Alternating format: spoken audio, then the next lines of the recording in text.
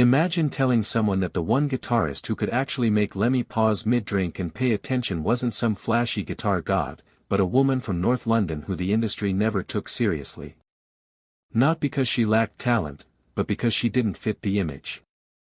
People love to believe the music business rewards skill. In reality, it rewards obedience. Especially if you're a woman. And these women refuse to play dress-up for executives in suits. They were tougher than most of the bands they shared stages with.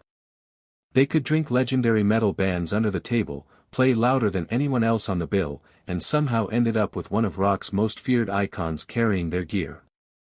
Then the labels stepped in, image took priority over attitude, and everything started falling apart. This is how one of the hardest bands of their era got muted by the business machine. Let's rewind to 1978. South London. 4 women.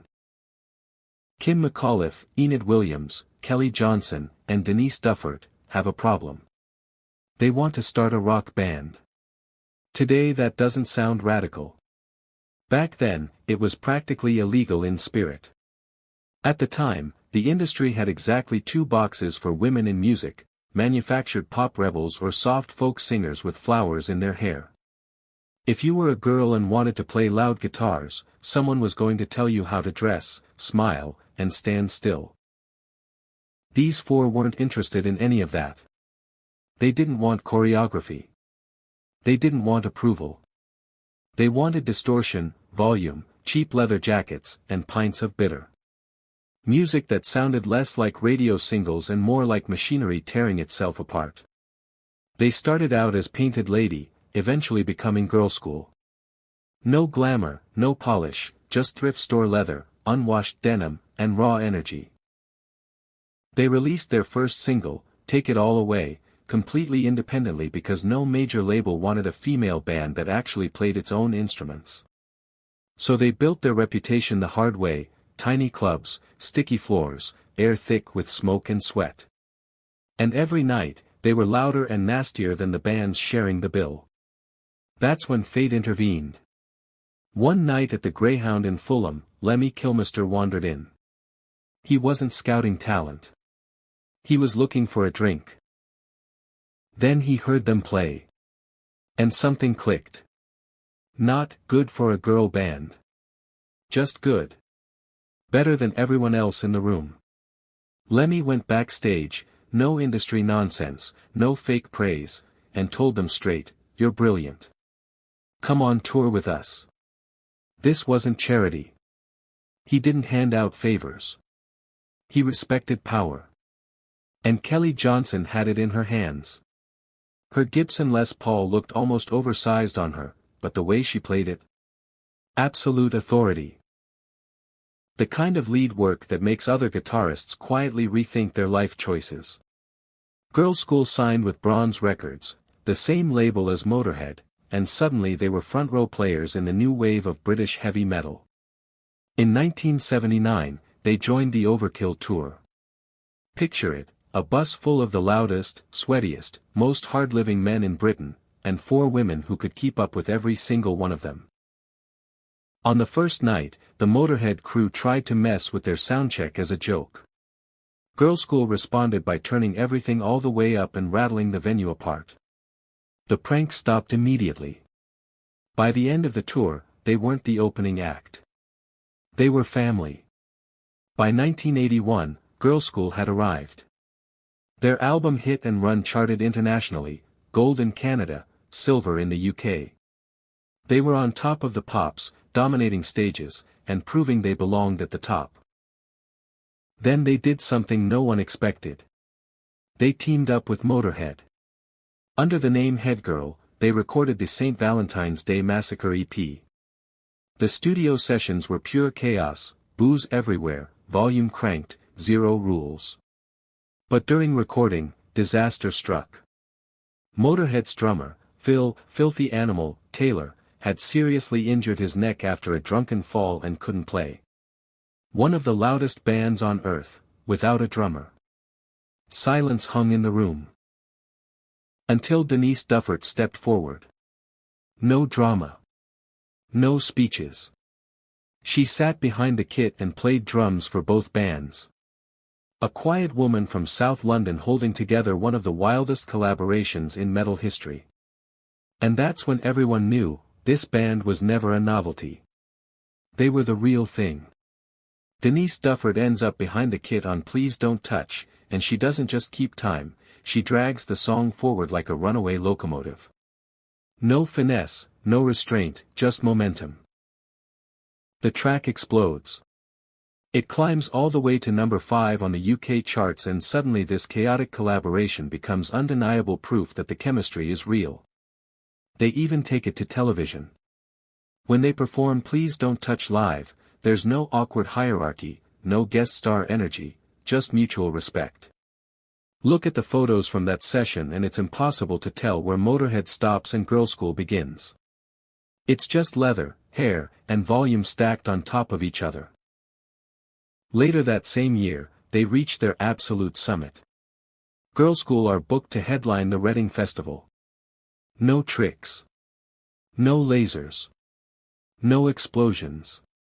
Just 4 towering walls of Marshall stacks and a band that knows exactly who they are. They walk on stage and flatten the place.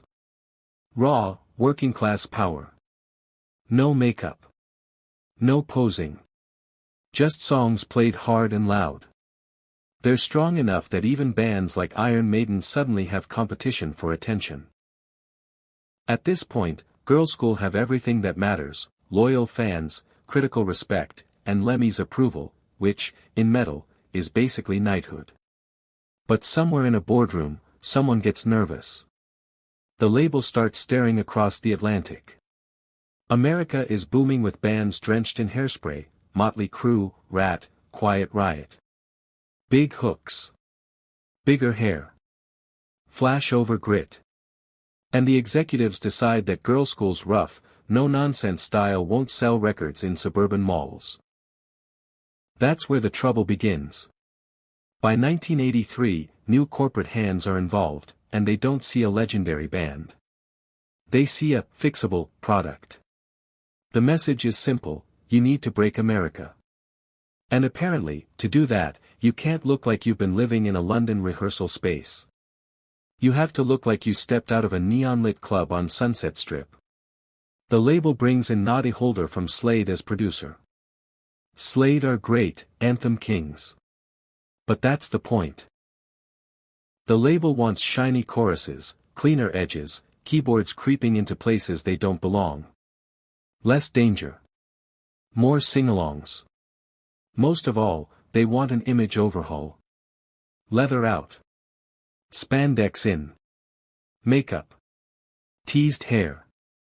Style over substance. The album Play Dirty takes shape, and the process feels alien. Girlschool are used to setting up together and bashing songs into submission. Now everything is dissected. Guitars layered and softened. Drums polished until they sound mechanical. Even their cover of 20th Century Boy, a song that should have been a guaranteed win, comes out sterile. Then comes the photo shoot. It's brutal. These are beer-drinking street fighters suddenly being posed like soap opera villains. Heavy makeup. Ridiculous outfits. Hair sculpted into shapes that defy physics. You can see the discomfort in every frame. But the label keeps repeating the same lie: trust us. This is what America wants. To sell the album, they're sent on a US tour. Opening for Rush. Now, Rush are legends. No disrespect. But Rush fans and Girlschool fans live in completely different universes. Rush audiences come for precision, complexity, and drum solos that feel like math exams. Girlschool exists to punch rock and roll straight through your chest. The tour is miserable. American crowds don't know what to make of them. The look says glam. The music doesn't commit to it. Meanwhile, back in the UK, longtime fans feel betrayed. They see the photos in Kerrang! And think their heroes have caved. The momentum evaporates almost overnight. And Kelly Johnson, the engine of the band, can feel it. She didn't sign up to be styled and softened. She wanted to be Lemmy with a Les Paul, not a polished pop figure. Standing on stage in Detroit, wearing clothes she hates, playing songs stripped of their edge, something finally snaps. By 1984, she's done. Kelly Johnson walks away from the band she helped build. And when she leaves, the fire goes with her. Girlschool tried to continue, but you can't replace that kind of presence. It's like swapping a jet engine for a desk fan. The machine still exists, but the power is gone. After walking away, Kelly doesn't just step back, she vanishes. She moves to Los Angeles and drops off the radar completely. This isn't a see you next tour cycle thing. She goes quiet. Lives off stage. No buses, no handlers, no industry noise. For a while, she stays with Vicky Blue from the Runaways, starts learning sign language, and does small creative projects purely for herself. One of those projects pairs her with Kathy Valentine from the Go-Go's in a band called The World's Cutest Killers. It never turns into a big release. No hype. No comeback narrative. And that's kind of the point. Kelly spends years living like a normal human being, something most rock musicians never really get to do. Back in the UK, Girlschool keep moving. Kim McAuliffe refuses to let the name die. The band records more albums, tours smaller venues, keeps the engine running. But the world keeps spinning forward. Hair metal burns out. Grunge takes over. New metal shows up. And Girlschool slowly become a cult name, remembered fiercely by diehards, forgotten by the mainstream. Then, in 1993, nearly a decade later, Kelly comes home. She rejoins Girlschool, and for a moment, it feels like time bends backward. They tour again. Release a live album.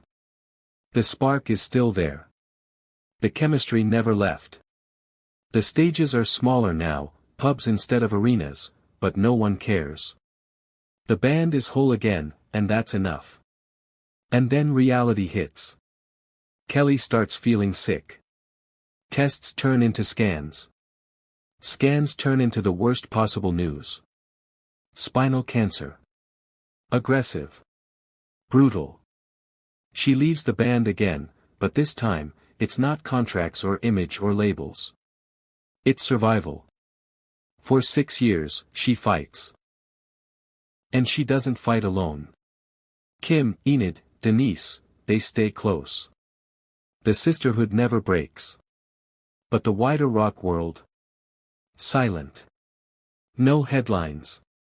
No retrospectives. The woman who proved you could stand toe-to-toe with metal's giants is going through chemo while the industry obsesses over pop idols and reality TV. In July 2007, Kelly Johnson dies. She's 49. The mainstream response is barely a whisper. A short mention buried in the back pages of music magazines. That's it. But the people who mattered knew. Lemmy knew. When he heard, it crushed him. He wrote a tribute. Motörhead dedicated their next tour to her. The fans who saw Girlschool tear apart the Greyhound back in '79 knew. They remembered the blonde force of nature slinging a guitar like it weighed nothing. And Girlschool didn't stop. They kept going, because that's exactly what Kelly would have wanted. They still play the same loud, filthy rock and roll.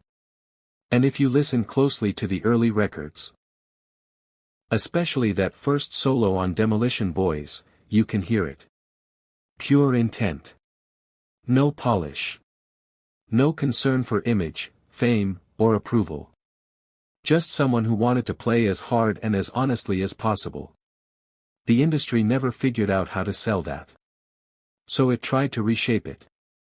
And when it couldn't, it let it disappear. But the music didn't go anywhere. It's still there, pressed into vinyl, waiting for someone to wipe off the dust, drop the needle, and turn it up. Like. Subscribe. Thanks for listening. Fire.